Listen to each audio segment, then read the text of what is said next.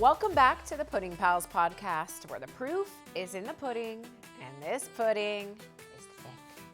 What's up, girls? How are you? Today on the couch, we have Ashley, myself, Danielle, Jordyn, Steph, and Staci, and PD, of course. PD's the only one not in pink. Yeah. We're all in pink today. God, where's his shirt, Stace? We are all in pink. Since October is Breast Cancer Awareness Month, we are so honored to have Bethany Adair, a breast cancer thriver who is living with stage 4 breast cancer and honestly just living her best life. This is such an important conversation and so heightened in the month of October. So let's get into it. Let's get into it. Welcome to the Pudding Pals podcast. Bethany, thank you so much for being here. Welcome to the Pudding Pals podcast. Today on the couch, we have Ashley. Hi. Myself, Danielle, Jordyn, Steph, and Staci. And we can't thank you enough for sharing your journey with us, and we can't wait to hear all about it. Yeah. I wanted to begin with you kind of telling everyone about your original diagnosis and how you found out and how you got to where you are now. Absolutely. And thank you so much for having me and also for using your platform as a voice for breast cancer, especially during Breast Cancer Awareness Month. So I super appreciate that. It's really special and an honor to be here with all of you. I think I've forgotten everyone's name so far. So That's okay. Don't worry. You can call us the pals. Yeah. They went right out of my brain. But yeah, so this year marks 10 years since my first breast cancer diagnosis, which is just wild to say out loud. That diagnosis came in 2015, and I always like to kind of recap where I was at that time of life. I was 33, about to turn 34, and honestly, I felt healthy as hell. I ate organic. I worked in wellness as a living as a yoga therapist. And I have no family history of breast cancer, so it's not something that was really on my radar or just anything that I thought was possible for someone that was young and healthy. I would also say that I was a bit naive and arrogant about health, where it's like, oh my gosh, if you take care of yourself, then you're somehow bypassing any possible illness in life, and got a very humbling lesson in how that actually works in life. So I am very lucky in that I did find my own lump. So I'm a big advocate for making sure you're doing your monthly breast exams. And I actually started getting those lumps in my late 20s. And so, of course, when I found the first one, I freaked out and ended up having an ultrasound. That's kind of a common diagnostic tool when you're under the age of 40 because you're not doing annual mammograms at that point. And I had a few, and they always turned out to be either a swollen lymph node or a cyst. So I got to know my breasts. I know I also had dense breast tissue as well. And by the way, fantastic original boobs too. They're my favorite body part and like part of my identity, as well as my long mermaid hair. So this was the lump, the only lump that I did not get checked out right away. And that is, it's not something I shame or blame myself for, but it is something I share out loud because I think it's so important that if you feel anything off, go take it to the doctors. That lump did not present like a cancer lump. It was small. It felt like a little pea at first and very smooth. And it did grow over time. And it was when I found a lump in my armpit and then had a very good friend that was also a young yoga teacher get diagnosed with cancer is when I was like, ew, okay, I need to go check this out.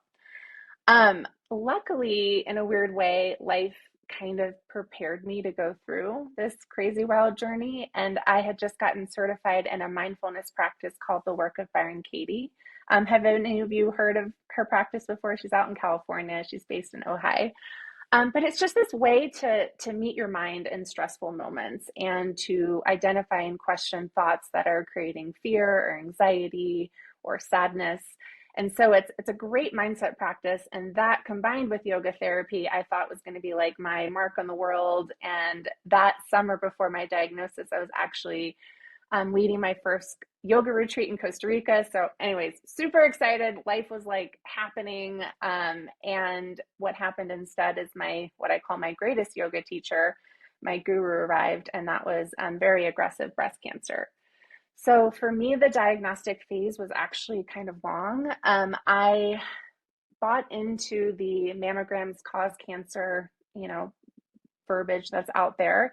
And I was afraid of mammograms. So I actually went to thermography for this particular lump first. And it is marketed as a more natural, safer, and more effective way at determining if a lump is breast cancer. It works with the heat in your body. And so I worked with a naturopath for that, and they found no signs of cancer either in my breast or my armpit. So I believe that. He let me know, come back in 6 months, we'll check things out again. And I'm really glad that something in me kicked in because those lumps were still growing. I didn't feel comfortable. And I remember asking, hey, like, I think I might need to go get a mammogram. And he used the words, well, you can, but just know that mammograms can cause cancer. And I'm like, well, do you mean that the lumps I already have are going to magically turn into cancer with like my one mammogram? And I'm so glad something in me was just like, I'm not going to do this. Because I think if I took his advice, I might not be here, with you today if I waited 6 months. So I then did the ultrasound mammogram. It showed very highly suspicious, and then they wanted to do a biopsy. And so my understanding is a biopsy is really the only tool that will absolutely can diagnose if it's cancer or not. And there was about a 2-week waiting period between the mammogram and biopsy. And that time was actually just so crucial to my entire journey because I went downhill.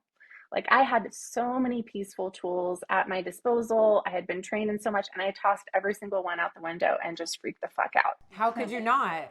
Yeah, angry, ashamed. I was embarrassed. I'm like, here I am, this wellness person, and now I might be dealing with cancer. I felt like a failure, and I had all these thoughts and images in my head of what it would be like if I did have cancer, and that looked like my life is over. Relationships are ruined, dreams canceled. I was just full of worst case scenarios. And that experience was actually so important for me because I got to see what the cause of my pain and suffering was in that moment. And I could not blame it on cancer at that time because I didn't even know if I had it. But what I did know is everything I was thinking and believing was absolutely causing that spiral. And so then I got to reach back into my little self-care toolbox and looked at that mind practice, the work of Byron Katie, and started questioning those thoughts. I have cancer. My life is over. Can I really know that that's true? Or maybe the opposite. What if my life is just beginning? What if this is a good thing? How might this be happening for me instead of to me? So I started entertaining all these possibilities of how, oh my gosh, what if breast cancer is creates more beauty in my life or strengthens relationships, or I had all these other what ifs in my mind. So by the time I did get that diagnosis, it was shocking, of course, because I, again, didn't know someone young and healthy could get breast cancer at that time. But it didn't hit me in the heartbreaking way I think it would have if I hadn't opened my mind a little bit in that world and seeing that, gosh, there can be really beautiful things and gifts that come from this crazy experience as well. So it was a late stage 2, early stage 3 when they caught it. It was in my left breast. It spread to the armpit and the lymph nodes. And so for me, what was recommended was some pretty aggressive chemo. I ended up doing a double mastectomy, radiation, and then hormone therapy. So as a very natural person before all of this, being confronted with that kind of medicine, I was like, are you fucking kidding me? And was terrified. And again, I started challenging those beliefs about medicine, medicine is poisonous to my body, or could it be true that it's actually healing, to my body? Because that's why we're doing this, is to heal. And I envisioned my healthy cells protected. I found a medical team that I really trusted, and they looked at me as the whole person. They're holding my hand when I have tears. I started seeing there's a lot of beauty in the medical world too. And I realized, gosh, I lived a really natural life and managed to grow a shit ton of cancer. So like maybe I'll try this way too. And Yeah. so like the mindset practice and movement and, nutrition, acupuncture, like all those things became part of the healing plan. But medicine did an incredible job in that journey. So that was about a 2-year journey of very rigorous treatment plan. And throughout all of it, I was told a lot of people are like, this will just be a blip in the road. It's just a chapter, that you'll look behind on someday, and, you can be happy when it's over. And I'm someone who's not interested in the I'll be happy when mentality. Like I want to find it now. I don't want to wait until like either my body's in this perfect condition or life looks a perfect way so that I can allow myself to experience joy. Like I want to find it in the shit show, in the challenges and the ups and downs. And I'm not going to paint a picture that it's easy. It's not at all. But it's really worth that practice of looking for the blessings and the gifts. And another kind of perspective shift that I went into in the beginning is like, the terminology for cancer is like, go to battle, go to war, see it as an enemy. And that just, for me personally, didn't make sense.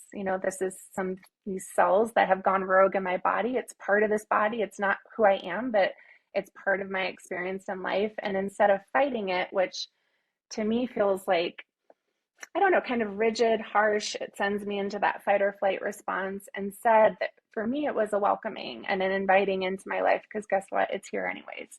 And so it's like, how can I learn from you, see you as this wise teacher, and extract like every ounce of beauty and joy that I can from this journey? And the fight works for some people, and I'm always like, if that makes you feel empowered, 2 thumbs up, keep your fight.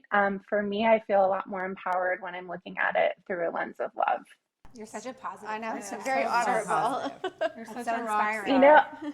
I am a positive person, but I also have to clarify with people, because they're like, you're positive all the time. That's amazing. I'm like, who said that? Like, where? Like, I am, but I also like, I fall apart and I lose my shit. And that's just such a natural human experience, period. And especially in this journey. And I have to like gift myself permission, to have those moments. But I do, a lot of inner work to kind of pull myself out of that experience, so I'm not living in a chronic state of it, because that's just not a fun life. Bethany, I had a question for you. So I know that you said you didn't want to do the mammogram because of the radiation, and so you went to the Thermography. And just wondering why you chose the thermo over like the ultrasound. Because it was the natural way, is what I thought. Got it. I just didn't know if it was just yeah. Because you said you had gotten should have. ultrasounds before, so I just didn't know. Yeah, the ultrasound I think would have done, because I ended up then after that getting a mammogram and an ultrasound. So like the pairing together did a good job of putting up every red flag of, hey, this looks highly suspicious for cancer. Got it. I wanted you to kind of tell the girls about your time in remission and your feelings of getting re-diagnosed. Yeah. So I was pronounced physically cancer-free after my double mastectomy, and I still had, some more treatment after that. So it was a very interesting experience, because it's something we all want to hear, anyone diagnosed with cancer. And I also struggled mentally and emotionally when I was physically cancer-free. My marriage was not going great at that point.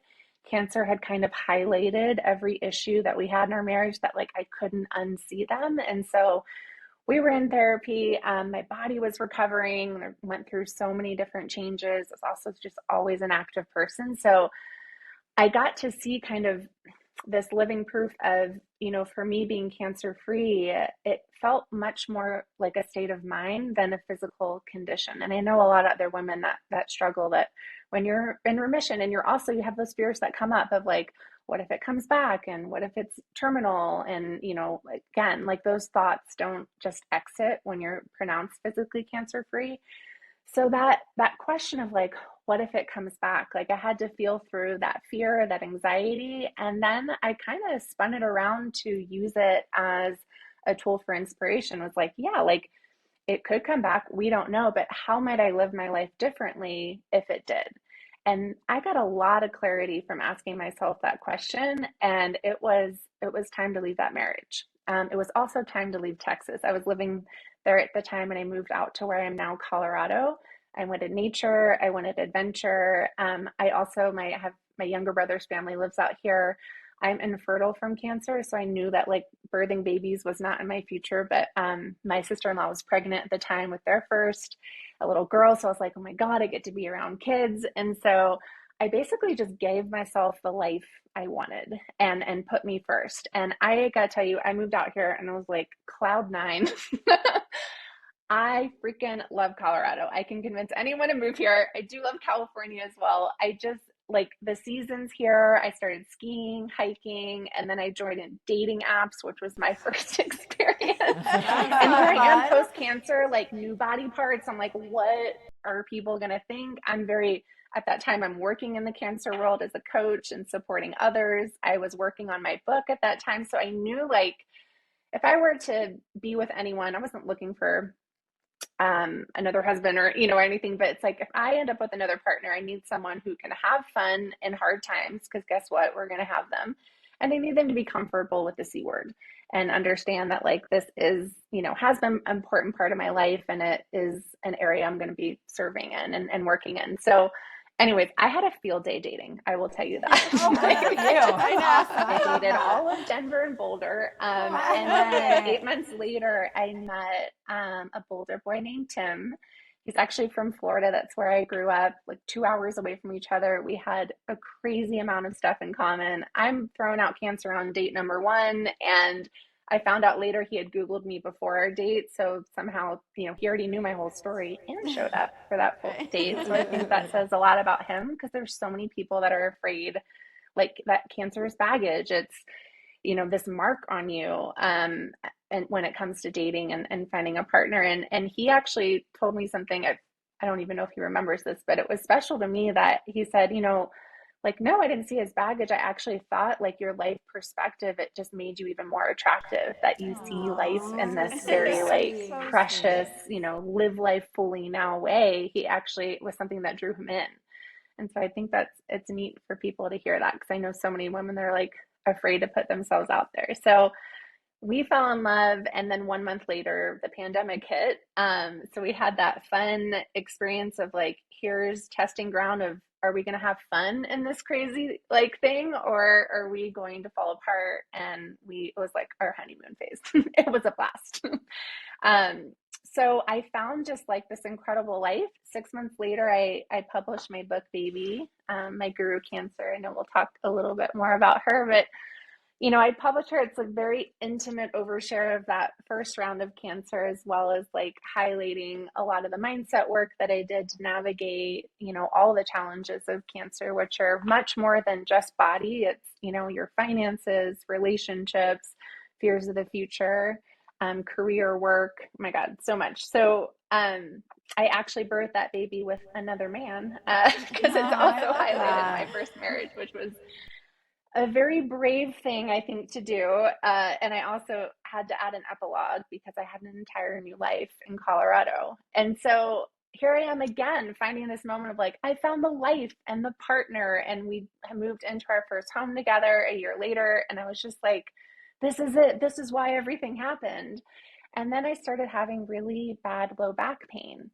And I brought that to my oncologist out here right away. It was waved off. Like 90% of people have low back pain. I'm like, well, you sure I don't need a scan?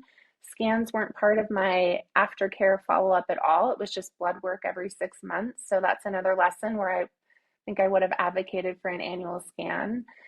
And I did not think it was related to cancer, but it came a point where I was like, oh my God, I can't ski or walk very well now. So I think I need to go get this checked out. So I found a spine specialist to scan me. And 2 hours later, I got a phone call from the office, and I'm like, well, that's really weird. Like, why are they calling already? And like his first words took my breath away. And he said, Bethany, are you sitting down? And I was home alone in my living room, and I somehow found a seat. My butt found the couch, and I was like, I am now. And he said, there are lesions all over your spine. It looks like the cancer's back. You need to call your oncologist right away. And that's a moment that like frozen in time and it's just a giant blur. And I mean, I was hit with every one of those same stressful thoughts, but times 1,000. Because I know that if it's in a part other than your breast or lymph nodes, that is stage 4, that is incurable. Some people call it terminal. I don't use that word. And it's like I had just found the life, and now you're gonna fucking take it away from me. Like I was rageful in that moment. And then I met with my oncologist the next day. She like fit me in on our lunch break. I was so grateful. We did more scanning and we learned it also spread throughout my liver and in some lymph nodes in my stomach. And I'm not telling, like when I went through the scan, I did radiation first, to palliative radiation to help me with the pain. We went through each like slide of the scan, and I swear to God, I was like, whose body is that? Like, you cannot be talking about this body.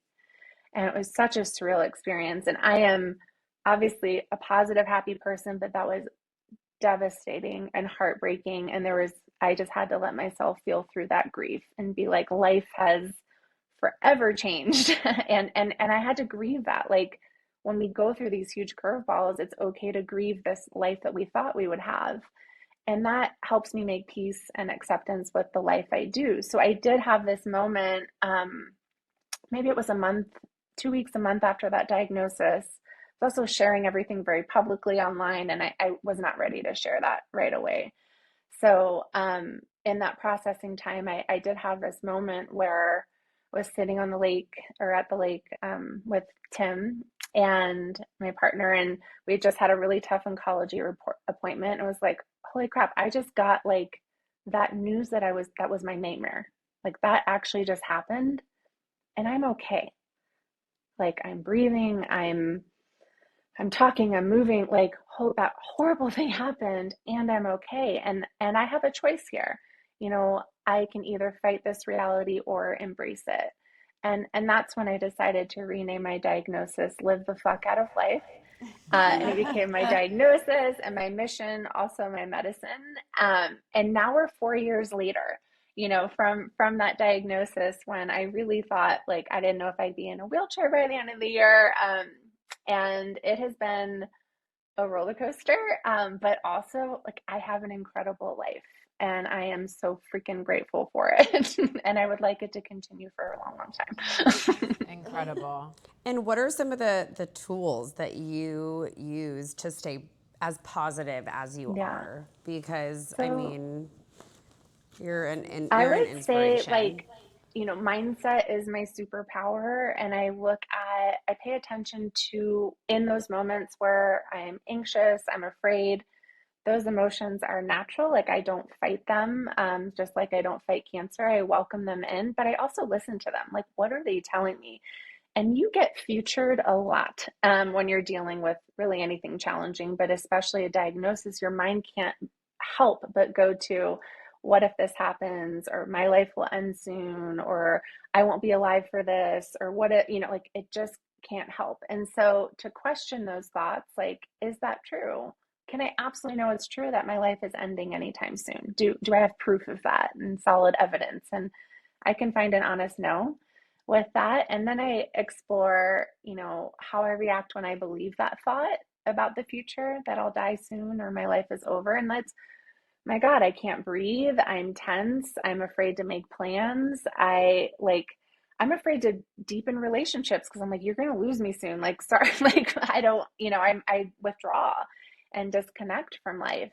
And who would I be right here, right now without that thought? You know, if that thought's not dominating the show, who am I? And that brings me back to my real life, the present moment. And I can look around, I can see 5 beautiful faces in front of me on a screen that we wouldn't have met, you know, if it weren't for cancer, possibly. You know, I look outside and there's a blue sky and trees, and I'm breathing and my body's, you know, functioning, and I'm able to really like take in the beauty of the moment. And then the last part of that mindset practice is kind of flipping it to different opposites. So, you know, I'll die soon becomes I'll live soon. And how might that be even truer? And I can tell you, when you're faced with your mortality, at a young age or really any age, it can be a huge catalyst for truly living now. Because like no one's guaranteed tomorrow. And it is such a gift to wake up in the morning, to breathe, to be able to go to the bathroom. Like that's a gift. There's so many like Yeah. simple things we take for granted every day. And so like I am booking the trips. And I know this is airing in October, but like literally a week from Saturday, I'll be in Portugal. Amazing. I went to Good for you. Hawaii Good a for few months you. ago for the first time.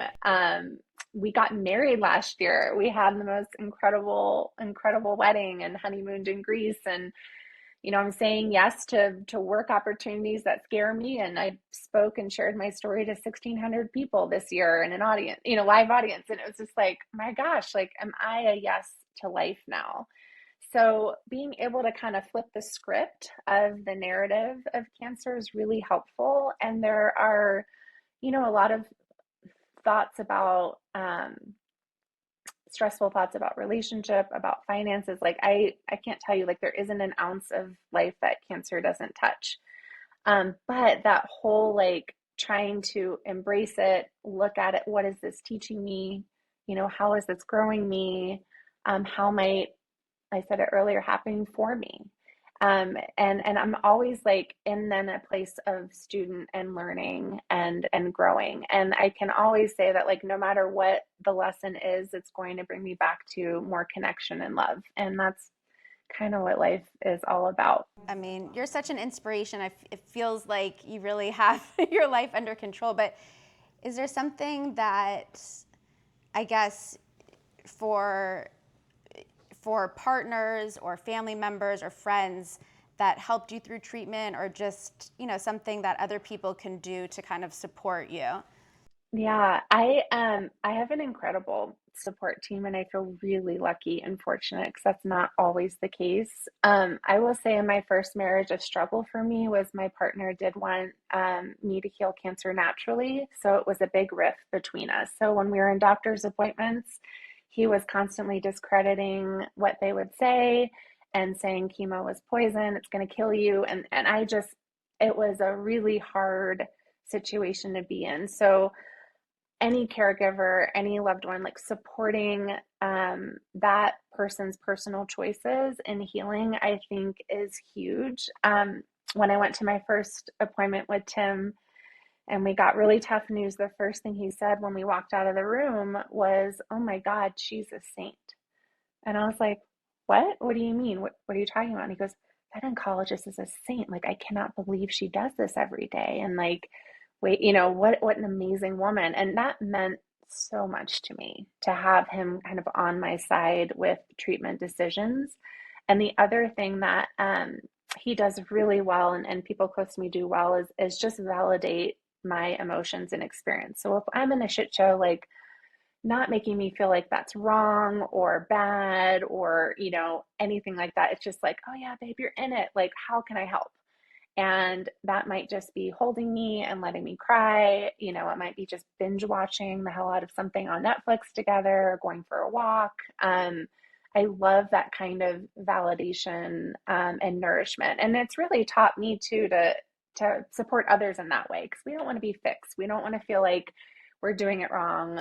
We don't want to feel like, you know, ashamed or guilty in any way. And so that is just so helpful. And, you know, there's also just active support of like helping with meals, helping with rides, especially if there's kiddos involved, and supporting in like the logistics of life, because we're having like an actual life inside of this pretty big cancer job as well. What's the most unexpected thing that's happened to you in your journey? I would say, gosh, there's a lot. And there's like really heartbreaking, unexpected things, and then also incredible and unexpected things. So some big heartbreaks were just like cancer has its own life and it doesn't seem to care about my plans that much. And so like when it went stage 4, I was stable for about 2.5 years and things were going great. I felt like, okay, I'm in the rhythm of this. And 1 month before our wedding, it decided to progress. And I was like, are you kidding me? Here I am, like I'm getting my dress fittings. I'm literally like, now I have biopsies of my liver and bones going on. I'm gonna have to change treatment. I don't know if I'll be on chemo, if I'll lose my hair, or like if I'll be able to have energy to walk down the aisle. My hip was really hurting. Will I be able to dance all night? I was losing weight like crazy in a not fun bride way, where I know my lady was like, you can't lose any more weight. I'm like, I am not trying, and I'm looking like a freaking skeleton. So the unpredictability of cancer just throwing a party when it feels like it is really hard, and you have to like adapt and pivot. I'm a planner. I really like when plans work out the way I want, especially really fun, joyous plans. So it all ended up working out where I got on a new treatment and got married and with my hair and had like the most beautiful day of my life. So to have a crazy, amazing wedding, that's an unexpected, twist with stage 4 cancer. And then we had our honeymoon in Greece, was absolutely amazing. And I was in the ER 5 days before, um, with, with more hip pain and possible progression. And it was just like, come on, man. So those unexpected like things can happen at any point, is like, it's a truth, but it's also, I just have to make peace with, I'm going to live my life and make beautiful, amazing plans, and I'll pivot if I need to. And the other heartbreaking part is just losing so many friends. I've lost count now that I've been, in cancer world for 10 years, like, and these are beautiful people, and they're doing everything right. And they're, their parents, their sisters, their wives, daughters, like, and there doesn't seem to be a clear, like, rhyme or reason of why that happens. And so it's a really hard thing to see, one, just friendship wise, and then two, it creates fear for your own body, of course, as well. And then like unexpected, amazing things are like what's happening in this moment. And, I got to stand on stage at ASCO, is like one of the biggest cancer conferences of the year. And I got to speak to the company that makes the drug that I'm on right now, that has like completely turned my health around. 8 months ago, I actually had a lot of progression again. I had an emergency surgery. The cancer spot lit up in my lung for the first time. I was having a hard time walking and was on intense pain meds. Again, looking at like maybe ski season's over and a wheelchair, and like it was looking that way. And I tried this new treatment, and it was like, after one dose, it's a targeted chemo I get every 3 weeks. I was out of pain, got off pain meds, and we went skiing on Christmas Day, like 3 weeks later. And it was mind blowing. So now there's just so many I get tos. Like, I get to have this experience. I get to be here. I get to receive treatment. I mean, I'm so grateful for it. But standing on stage to that company in particular, I was like, this is incredible. And I get to speak to them again, actually, in November, which I'm so excited about. That's incredible. Is this a treatment you are going to stay on long term? So the way treatments work with stage 4 is you are kind of on it indefinitely, is often the plan. And it's, I hope I'm on it for a long time, because that means it's working. And so we end up switching treatments. One, if side effects are just intolerable, like quality of life is really important to me. So I need to make sure the treatment can work with that as well. So some people will switch because of that, or will switch because we have progression and it stops working. So the one that I'm on right now, it's been 8 months. It has, my tumor markers are normal. Like, I can do everything again. Like, I am so excited about this particular treatment. And the goal, we want to not run out of treatment options. And breast cancer world is I would say luckier in that realm, in that there are a lot of treatment options, and there are more coming. There are more targeted therapies coming. It's why I'm like such a big proponent of continuing cancer research and funding, because I was told when I went in remission from my early stage breast cancer that, like, if it comes back, there's not really much we can do, is what my oncologist told me at the time. And that's not the reality now. There's so much we can do. And there's more and more coming out, and I definitely want that to continue because my life literally depends on it, as well as healthcare coverage. I have Obamacare, so like I get to find out if I have coverage next year, and what that will look like and cost, I don't know. My meds are $36,000 a month without insurance. So there are lots of unknowns happening that we all deal with. And I'm really trusting in humanity here that like I'm going to still have coverage. So that's a fun unknown to deal with as well. How do you feel about all the treatment options? Do you feel like there is a lot? Yeah, the treatment options kind of depend on the genetic makeup of the cancer. Mine, and that makeup can actually change over time, which I didn't know. So mine is hormone positive, so that opens me to lines of hormonal treatments, and then it also is something called HER2 low. So HER2 therapies are accessible to me, and HER2 is the drug that I'm on right now that is in that line of therapy. And I also your cancer can change and mutate over time. So they're called genomic mutations, and I carry a handful of those as well. So it's like your cancer's way of getting smart and getting around treatment. But what's great about having those mutations is that there are brand new targeted therapies for those, like the ESR1 mutation I have, and I was on a targeted therapy for that.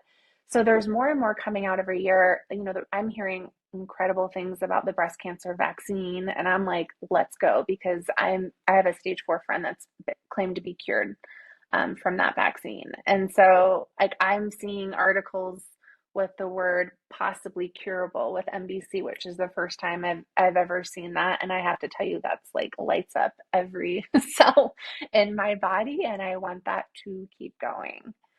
Yeah. Bethany, I have a question for you, and this kind of is controversial, but and I don't want to sound insensitive, so don't take it that way. But we just had someone on who was pretty adamant that the COVID shot was causing breast cancer. I'm sure in your world, that community, people say it, and you've heard about it. I get those comments all the time.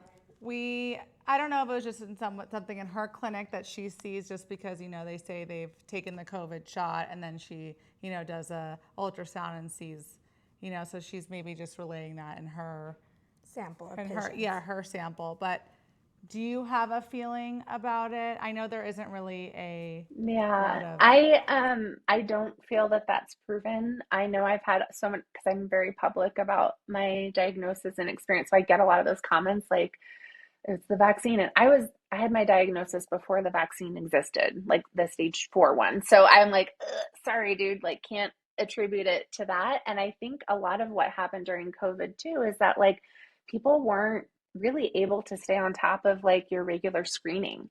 And so things are delayed in a way. And one thing I did hear is that that the vaccine was lighting up, like creating a swollen lymph node in the armpit, that there was some kind of reaction to that. So it looked suspicious and created, you know, like false positives on some testing. But gosh, in the community, like I can't make any kind of association with that. And when I did get the COVID shot, my cancer was healing after that. It's actually when I went into no evidence of active disease. So I had my best scans after the COVID shot. So my personal experience says no. And then that creates a lot of fear and mistrust for the medical world, which I'm not saying the medical world is perfect, but I think there's a lot of messaging out there that is very fear-based about it, that actually it prevents people from self-care, you know, and getting and trusting doctors and getting things checked out. And as just my personal journey is like, man, I wish I went earlier and listened to doctors earlier. I thought it was interesting you said that, you know, people just didn't get their, you know, wellness checks like during COVID. Like I think people did miss out on like 2-3 years. For sure. Yeah. Who wanted to go into doctor's You weren't office? going to doctors. Yeah. No, I mean, you couldn't, like they were either shut down, or it was like emergency things only, or you couldn't bring like a person with you. And that's scary if you're going for scanning. I mean, I get it. And so, and there's just a rise in cancer for for younger people and a lot of different cancers now. It's kind of crazy how often it's happening, and diagnostic tools are getting better. So it's like the catch with that is you're going to have more diagnosis because they're catching it. And the goal would be to catch it as early as possible, because that would mean, treatment would actually be a lot less invasive the earlier that you catch it. Everyone always just wants to blame that one thing. I know. I think so. I Yeah. know that's like this easy. And Yeah.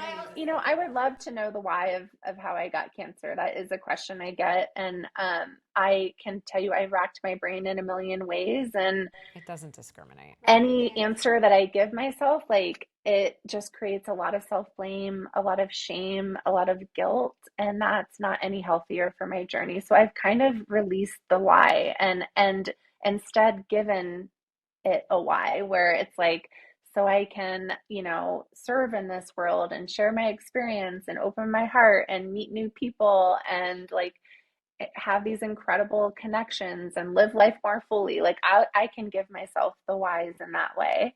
But in no means do I mean like if I were living that way, I wouldn't have gotten cancer. I think that's a different way to look at it. I appreciate that you really have had kind of the opposite relationship with doctors and medicine. Like, it saved you. It didn't, so. I'm alive only because of medicine today. However, I think I'm living a really joyful life. Especially because it seems like you started off in a more, holistic mindset, and you kind of were deterred, like you weren't really interested in that aspect of medicine, and now it's changed and it saved you, and that's really, really great to hear. And we can like welcome all of it. I love integrative. I think all the, eating a healthy diet, and there's certain supplements I take that I think support side effects, and acupuncture, massage, and Reiki, like yoga, those things are so helpful for managing treatment. I personally wouldn't count on it for healing cancer personally, but it's always a personal choice. So like I support whatever people choose to do. But I will say there are like something to be like curious about is when you do see something online that's like, she cured, cancer naturally, or, like you see that out there. But once you kind of probe a little more into people's stories, like there's a very famous woman who recently, came out and doing healing her cancer in a holistic approach and declining chemo and radiation and mastectomy and stuff. And when you probe a little further, you also find out that it was stage 0 breast cancer, DCIS, which I'm not saying isn't alarming and hard, but it is stage 0. Some doctors don't even consider it cancer. It's precancerous cells. And she had a lumpectomy, which is they removed the cells. And so like, and I'm not saying the holistic stuff wasn't awesome too. It's just give a credit to all of it in that story. And so when you see the flashy headline, ask a few more questions and like look a little further, and sometimes you'll get a different picture of reality. That's an great important advice. lesson, I think, for all our listeners. And then, with 1 in 8 women being diagnosed with breast cancer, what do you want them to take away from your journey? Yeah, I love that it's still called Breast Cancer Awareness Month, even though it's like we're all very aware of it, I think. I mean, it's rare that you find someone whose life hasn't been impacted, by either themselves or a friend or loved one going through cancer. So one, I would say, how important it is just to know your body, know your breasts, and make sure you're doing those monthly self-exams, and anything suspicious that you feel, take it right to a doctor and have it explored. If you're over 40, obviously annual mammograms are part of your self-care as well. And, I share my story because I know that it can create fear too, because it's like, oh shit, if it can happen to her, it can happen to me. And that is not the alarm bells that I want to send out. It's more like, hey, like, yes, like there's a menu of options that things can happen in life. We don't know. However, like there are ways to empower yourself. And I see, taking charge of your breast health as empowering, as an act of self-love and self-care. And then the other message I want to send, that if you are facing a breast cancer diagnosis, to know that 1, you're not alone. your emotions are valid, and that there is also a lot of beauty and love and incredible things in this journey. It is a life worth living. And I would say that I am like just a happier person, period, because cancer came into my life, not just despite it. And so I love sharing that message too, that you can have a great life with this condition. And while I very much hope, it physically leaves my body, that we find a cure, I am not going to wait to live my life and experience joy until that day. I'm going to do that now. So my other message, third, live your life now. Live it fully. You don't have to wait for a diagnosis. Thank you so much for being here. You're so Thank you. inspiring. You're Can you tell amazing. our listeners how to follow you? Yeah, it's I'm at my Guru Cancer on all social media, and then my website's mygurucancer.com, and that's also the name of this book, baby. Yeah. Keep it easy. That's awesome. Love it. We're wishing you just everything The best good. life. Thank everything you. good. We could do this And- podcast in 5 years, and I'll just be like, Yes. still Yes. For Amazing. sure. Well, thank you Thank so you so much, much. Bethany. We really Thank you. appreciate Thank it. you. It's amazing to talk to you. Bye, guys. Well, that was really inspiring. Really She inspiring. is such an amazing human. She is. So thank you for joining us. We really appreciate it. Breast cancer touches so many lives, but together we can spread awareness, support each other, be there for one another, and just keep fighting for better research and care. Absolutely. I mean, the statistics of, 1 in 8 are scary and staggering. And we just hope that, the advances in medicine keep happening. To anyone listening who's been affected, you're not alone. We see you. We honor you. We're here with you. And also, please make sure to check your boobs. Once a month, gut girls, once a Don't month. forget it. It's so important. And we'll see you guys next week. We'll see you next week on the Pudding Pals podcast. Yeah,